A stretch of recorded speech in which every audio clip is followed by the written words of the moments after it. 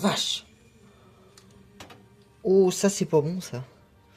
Oh, ça c'est pas bon. J'ai fait une connerie ou quoi? Salut et fraternité. Dans la vidéo précédente, on a vu ensemble le démontage et le sauvetage de deux PC. Et au vu du premier, je me suis concentré sur le Aspire T80 qui au final se révélait ultra fonctionnel. Et là, tel que vous me voyez là, je suis en plein nettoyage. Donc il faut bien faire ce qu'il faut, chasser au maximum la poussière et puis essayer qu'il retrouve un peu figure humaine, l'histoire que je puisse le démonter tranquillement à l'intérieur. Alors c'est assez impressionnant de voir à chaque fois ce boîtier, il n'y a jamais moyen que j'arrive à l'ouvrir du premier coup. Ça faisait des années que c'était pas ouvert. Ah ouais, j'ai bien fait d'aller derrière. Ouais, de la corrosion ici. Regardez. C'est très net.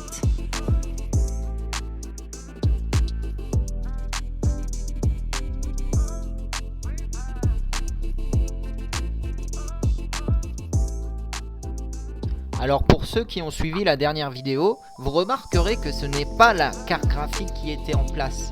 La 7300, je l'ai retirée pour tester celle-ci, mais je vais y revenir par la suite, rassurez-vous. Ce kit que je trouvais sympa niveau couleur. Et j'ai appris un truc sur cette carte mère, c'est que celle-ci ne tolère que 1 Go par slot de RAM. Donc on peut pas mettre plus de 4 Go et donc on peut pas mettre de barrette de 2 Go. Ce qui a expliqué toutes les petites erreurs que j'avais à chaque fois. Maintenant, attaquons-nous au périphérique, à commencer par le disque dur. Alors comme d'hab, pas toujours évident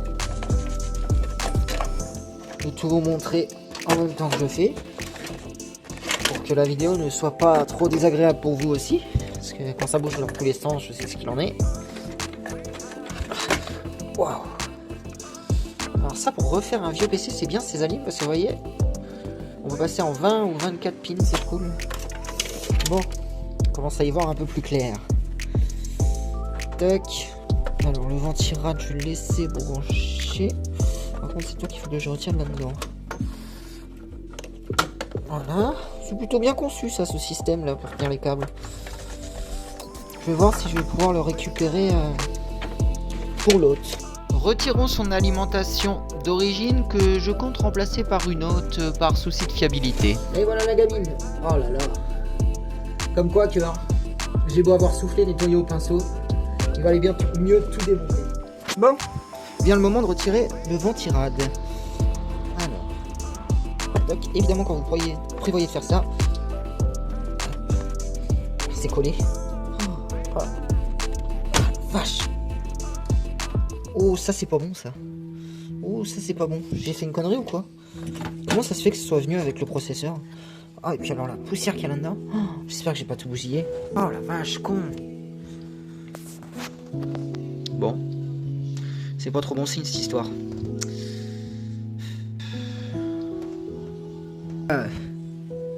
J'ai pas l'air d'avoir tendu de pin.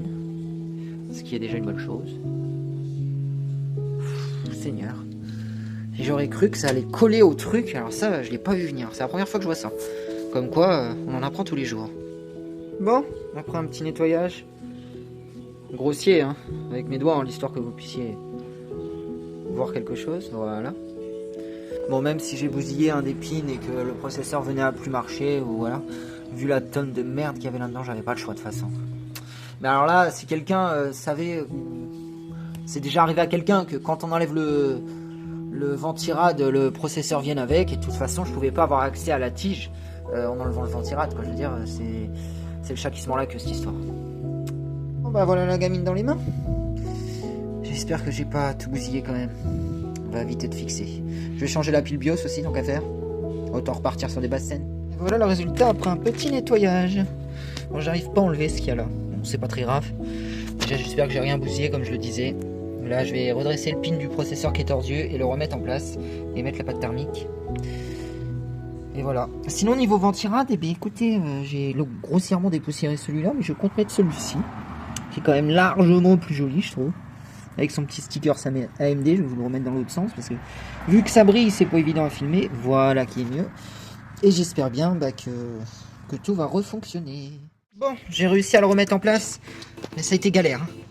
Mais vraiment très galère. Je vous avoue que j'ai des doutes à savoir si ça va fonctionner. Je vais filmer parce que c'est quand même intéressant. Un tout petit peu de pâte thermique. Allez, ça suffit. C'est plus joli avec le ventiranon en place. Allez, on met les barrettes et j'attaque le nettoyage du boîtier. Comme quoi que il était plus que nécessaire de l'enlever. Hein. Ah vache, il n'y a poussière là-dedans. Oh bien voilà à quoi ça ressemble une fois la carcasse nettoyée. Pour l'alimentation, je vais lui mettre celle-ci. Elle est quasiment de la même année. Elle fait 600 watts au lieu des 210 qu'il y avait d'origine. Ce qui me rassure un peu plus. Ce ventilo de marque Antec que je voudrais rajouter. Maintenant, je remets ma pile neuve. Si ça veut bien.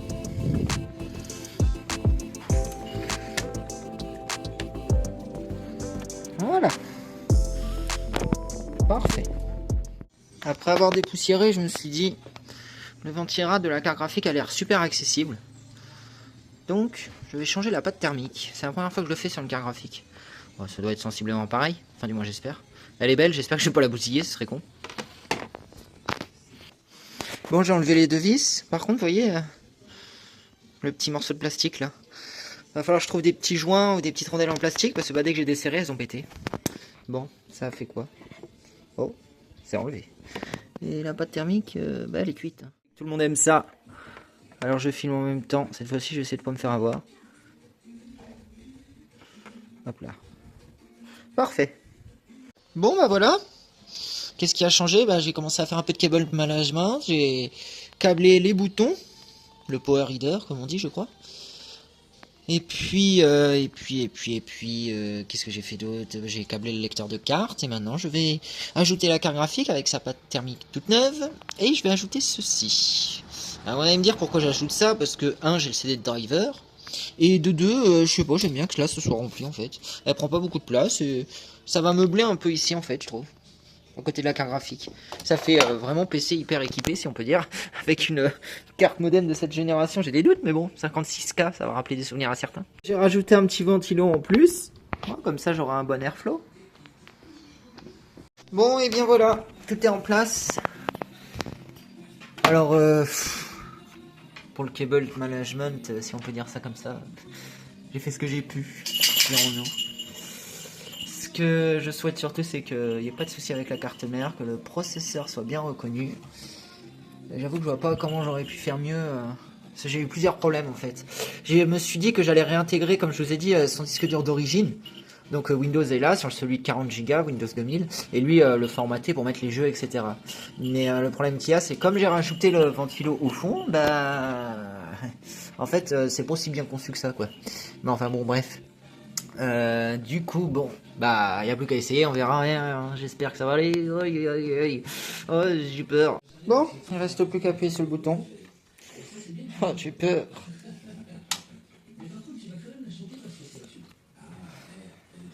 Attention. Allez, je croise les doigts, les pieds, les genoux, les doigts, tout. Bon. Jusque là, ça va. Je sais pas si vous entendez, le disque dur fait un rôle de bruit.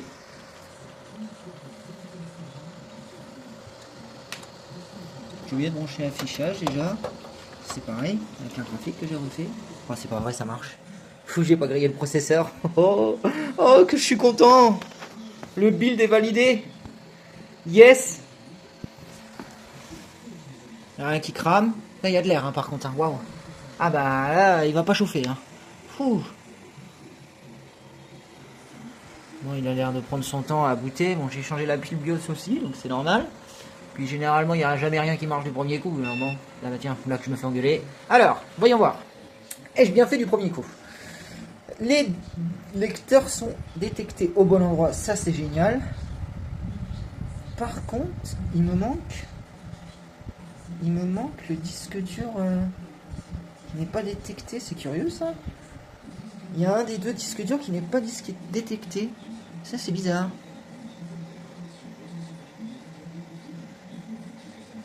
Je vous passe tous les réglages dans le BIOS parce que c'est pas très intéressant et au final beaucoup de confrères sur YouTube font la même chose. Ce qui est important à retenir au final, c'est que le disque dur d'origine est malheureusement HS. En fait, là, ce que je cherche à faire, c'est de vérifier que la carte mère, l'adressage du contrôleur SATA est bien en compatible IDE et non pas en SATA, pour pas poser de problème au démarrage de Windows 2000, parce que j'ai des petits doutes sur la compatibilité, mais bref.